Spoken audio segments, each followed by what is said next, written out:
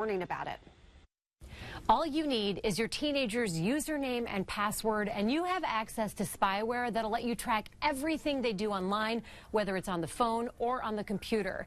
And while it might be tempting, mental health experts say the consequences can be devastating. They're in front of a screen all day long, phone attached to their hand, the glow reflected in their eyes. But what if a danger was lurking on the other side? A predator, a bully. What if your child was that bully? And what if you could find out the answer to every one of your burning questions with one simple download? Yes, absolutely. Would you do it secretly? I think if you enter the spyware thing, it's just showing you don't trust them and you're doing it behind their back. I don't know. I don't like that. Kansas City technology expert Burton Kelso says a growing number of parents are downloading apps to anonymously monitor everything their teen does online. The child would never know that their device is being spied on. He says these are the three most popular.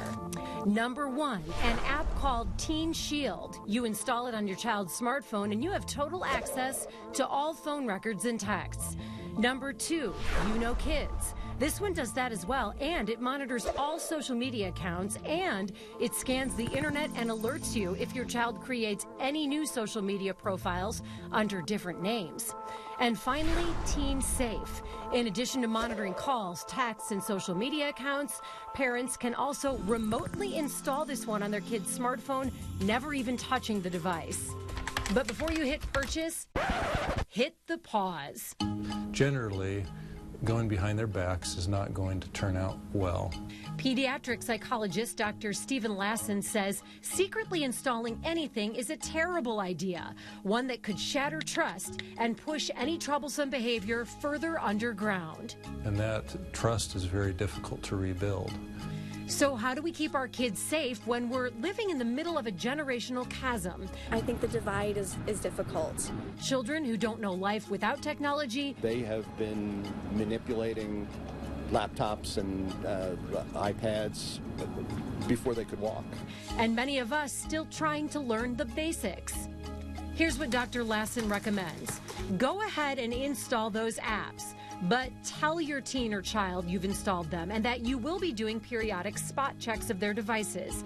Lassen says the idea is to change their behavior, not catch them at something. We know that kids' online behavior improves when they know they're being monitored periodically.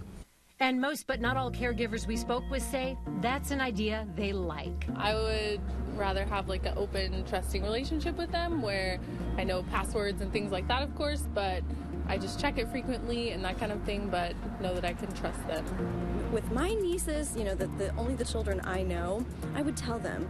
I would probably install it in secret. Even though they're using the device, it's still my tablet. So in the end, you make the rules. But here's something that might make you uncomfortable no matter what side you're on. The tech expert we spoke with says there's no way to keep an adult from using these apps to track you, which is why it's so important that we never share our passwords and change our passwords on a regular basis. Alexis Del Cid, KCTV5 News.